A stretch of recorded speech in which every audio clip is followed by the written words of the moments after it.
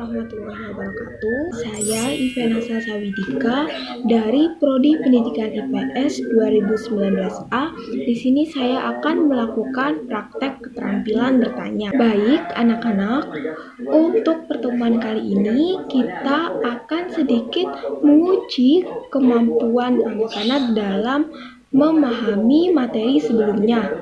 Jadi sebelumnya kita membahas bab 1 mengenai materi interaksi antar negara Asia dan negara lainnya.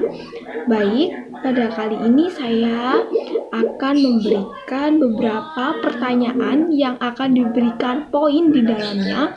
Jadi diharapkan semua yang bisa menjawab acungkan tangan dan menjawab pertanyaan yang diberikan. Pertanyaan pertama memiliki poin 5. Jadi, siapa yang bisa menyebutkan ciri khas dari benua Eropa? Saya ingin menjawab pertanyaan nomor 1. Benua Eropa disebut juga sebagai benua biru.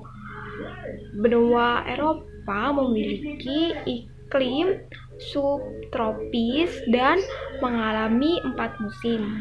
Baik, bagus banget.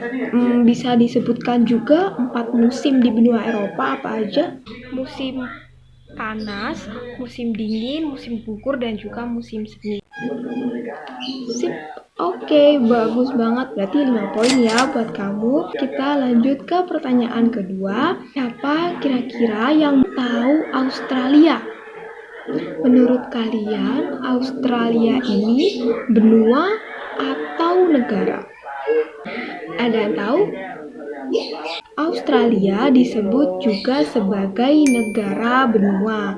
Tapi pertanyaannya bukan itu. Jadi untuk pertanyaan kedua ini poinnya 10 poin dengan pertanyaan jelaskan mengapa Australia disebut juga sebagai negara benua. Untuk Australia ini disebut sebagai negara benua dikarenakan dalam satu benua itu cuma ada satu negara, yaitu negara Australia. Seperti itu. Ya, bagus. Jadi, Australia disebut sebagai negara benua karena Australia merupakan negara persemakmuran. Kenapa disebut negara persemakmuran? Karena dalam satu benua hanya terdapat satu negara saja, yakni negara Australia. Maka dari itu, Australia disebut juga sebagai negara benua. Oke, kita lanjut ke pertanyaan berikutnya. Nilainya kita kasih 15 poin. Pertanyaannya, tentukan alasan mengapa perubahan dan interaksi ruang antar negara dapat mempengaruhi kehidupan ekonomi. Karena kalau misal ada kegiatan ekspor dan impor, itu kan termasuk kegiatan interaksi antar negara. Jadi interaksi antar negara dalam hal ekspor dan impor akan memberikan perubahan juga terhadap perekonomian kedua negara tersebut. Nah, bagus. Ini ada contoh yang bagus dari teman kita. Nah, proses impor dan ekspor ini merupakan salah satu contoh perubahan perekonomian. Jadi kalau misal ada kegiatan ekspor dan impor antar negara satu dengan negara yang lain, maka akan menyebabkan terjadinya perubahan ekonomi yang diakibatkan oleh perubahan interaksi antar negara yang satu dan negara lainnya. Oke, untuk pertanyaan terakhir, poin 25, Ibu akan memberikan 4 pernyataan dan kalian harus menentukan di antara 4 pernyataan ini mana yang benar. Jadi kalian harus mencari pernyataan yang benar dari keempat pernyataan yang Ibu berikan. Baik, untuk pernyataan pertama, budaya kota yang masuk ke desa akan membawa pengaruh negatif pada desa.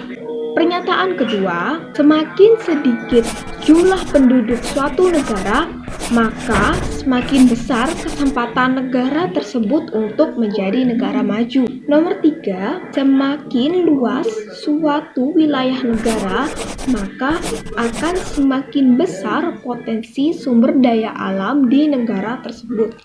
Poin yang keempat, penduduk Mesir yang tinggal di sepanjang Sungai Nil dikarenakan mereka menginginkan adanya akses transportasi air yang mudah. Siapa kira-kira yang bisa menentukan pernyataan benar?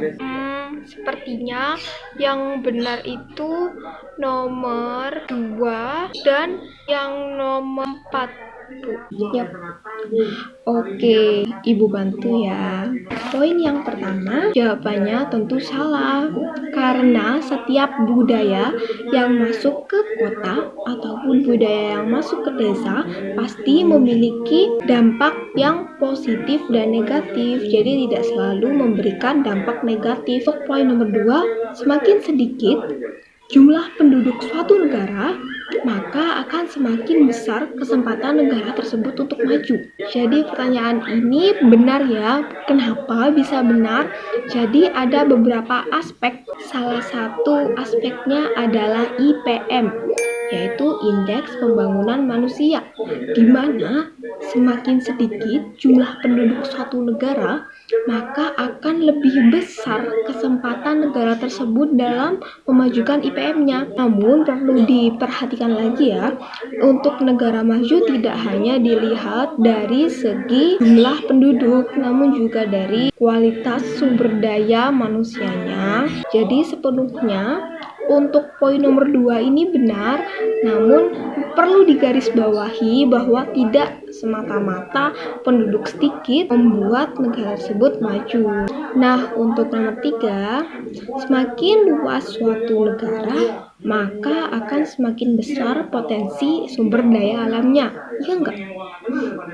Oh, kalian udah pada tahu kalau luas itu tidak mengindikasikan segalanya. Jadi belum tentu negara dengan luas yang sangat besar sekalipun menjamin bahwa dia memiliki sumber daya alam yang besar juga. Dan untuk pertanyaan nomor 4, penduduk Mesir yang tinggal di sepanjang Sungai Nil dikarenakan memiliki akses transportasi yang mudah. Sebenarnya iya, cuma pernyataan yang paling tepat dikarenakan di sepanjang Sungai Nil ini memiliki curah hujan yang tinggi dan tanah di daerah tersebut itu subur. Karena di Mesir sendiri musimnya kemarin kita udah bahas ada 2 musim yang sangat panas dan musim dingin yang ringan. Nah, maka penduduk Mesir ini memilih tinggal di wilayah sepanjang Sungai Nil dikarenakan di sana curah hujannya lebih tinggi dan tanahnya lebih subur. Jadi kehidupan mereka akan lebih terbantu jika mereka tinggal di pesisir atau sepanjang Sungai Nil. Jadi kayak gitu ya. Oke, cukup sampai situ aja pertanyaan kita buat evaluasi di bab ini. Sekian dari saya pada kali ini. Wassalamualaikum warahmatullahi wabarakatuh.